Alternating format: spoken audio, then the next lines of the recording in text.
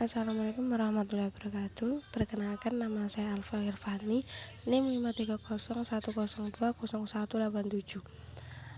Di kesempatan kali ini saya akan menjelaskan tentang adat kebudayaan Melayu guna memenuhi UTS Studi Islam Indonesia. Beberapa tradisi budaya Melayu. 1. Tradisi berkabur sirih. Di kehidupan masyarakat Melayu dikenal sebagai sebuah tradisi yang diberi nama dengan berkabur sirih, yakni sebuah tradisi makan sirih yang diramau dengan kapur dan pinang. Pada masyarakat Melayu, selain untuk dimakan, sirih dikenal sebagai lambang adat resam dan adat istiadat Melayu yang telah menjadi suatu kepastian di dalam beberapa upacara adat kaum di rantau-rantau Melayu, dari upacara pernikahan hingga pengobatan tradisional. 2. Tradisi kematian. Proses yang dilakukan oleh pihak keluarga akan menyampaikan peristiwa kematian ini kepada tokoh masyarakat dan aparatur pemerintah, serta tetangga sekitar secara beranting. Selain itu, alat komunikasi tradisional yang bernama beduk dilanggar dan di masjid juga dibunyikan dengan nada yang khas di telinga.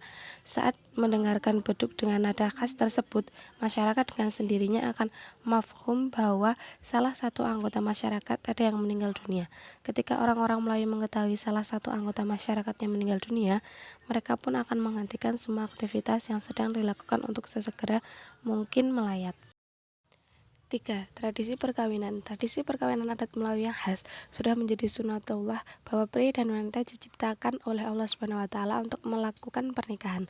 Selain melaksanakan kehidupan sesuai dengan ajaran agama Islam, ada tradisi umum yang diterapkan pada suku Melayu untuk melangsungkan pernikahan.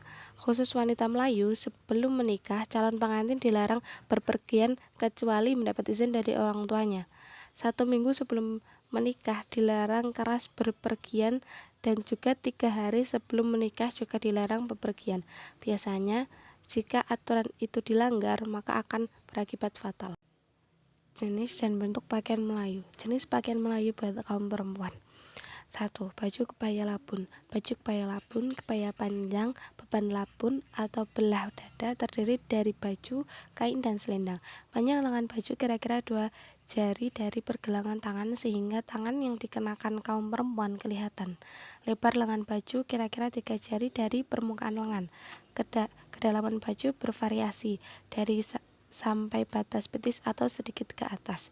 Bentuk baju agak longgar, tetapi tidak boleh dikecilkan di bagian yang dapat menunjukkan ukuran dan bentuk pinggang serta gaya pinggung. 2. Baju kurung. Kelengkapan baju kurung terdiri atas kain, baju, dan selendang. Panjang atau ke dalam baju agak di atas lutut. Ada juga baju kurung untuk sehari-hari di rumah yang kedalamannya sepinggang atau sedikit di bawah pinggang. Bentuk baju berlengan panjang dan ukuran badan longgar, tak boleh ketat. Bahannya bervariasi, polos, berbunga-bunga, dan sebagainya, tetapi tidak boleh tembus pandang. Jenis pakaian Melayu untuk kaum lelaki. 1. Baju gunting Cina. Baju gunting Cina merupakan pakaian lelaki untuk dikenakan sehari-hari, bersifat santai atau pakaian biasa. Biasanya dipakai di rumah dan boleh dikenakan untuk pertemuan yang tak resmi. Biasanya baju ini juga dilengkapi dengan celana dan songgok. 2. Baju teluk belanga. Baju teluk belanga terdiri atas baju, kain sampan, dan penutup kepala. Bentuk baju ialah leher berkerah dan berkancing. Jumlah kancing yang lazim 4 buah yang melambangkan sahabat Nabi Muhammad SAW atau 5 buah yang melambangkan rukun Islam. 3. Baju cekak musang. Baju cekak musang terdiri atas baju, celana, kain, dan songgok atau tanjak. Bentuk baju hampir sama dengan baju teluk belangka, tetapi leher tak berkerah dan berkancing, hanya sebuah serta bagian depan dari leher baju berbelah ke bawah sepanjang lebih kurang 5 jari supaya mudah dimasukkan dari atas melalui kepala. Hubungan Islam dan kebudayaan Melayu. Melayu sebagai sebuah budaya sangat erat kaitannya dengan Islam. Hal ini tentu memberikan pengaruh besar dalam pesan dan perkembangan kebudayaan itu sendiri.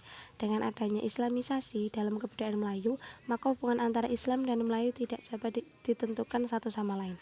Pengaruh Islam terhadap Melayu ini sangat signifikan karena langsung menghujam ke aspek yang sangat dalam, mempengaruhi kepercayaan dan keagamaan. Aspek ini kemudian membawa pengaruh turunan ke pola hidup keseharian bangsa Melayu, termasuk kebudayaan adat dan istiadat. Pengaruh Islam yang kuat terhadap kebudayaan Melayu pada akhirnya memberikan wajah baru bagi kebudayaan Melayu. Melayu yang sebelumnya masih menganut kepercayaan Hindu-Buddha selanjutnya mulai tergantikan dengan Islam dan membawa kebudayaan Melayu menjadi banyak orang bernafaskan Islam yang kita saksikan. Dalam perjalanannya, kadang agama mempengaruhi tradisi, kadang pula yang mempengaruhi agama. Hal ini karena di dalam agama dan tradisi terdapat sistem nilai dan simbol. Dua hal tersebut yang membuat agama tidak terasa kaku. Agama mampu berkembang secara progresif sesuai dengan pemahaman masyarakat. Mungkin ini yang dapat saya sampaikan, kurang lebihnya mohon maaf. Semoga bermanfaat untuk kita semua. Wassalamualaikum warahmatullahi wabarakatuh.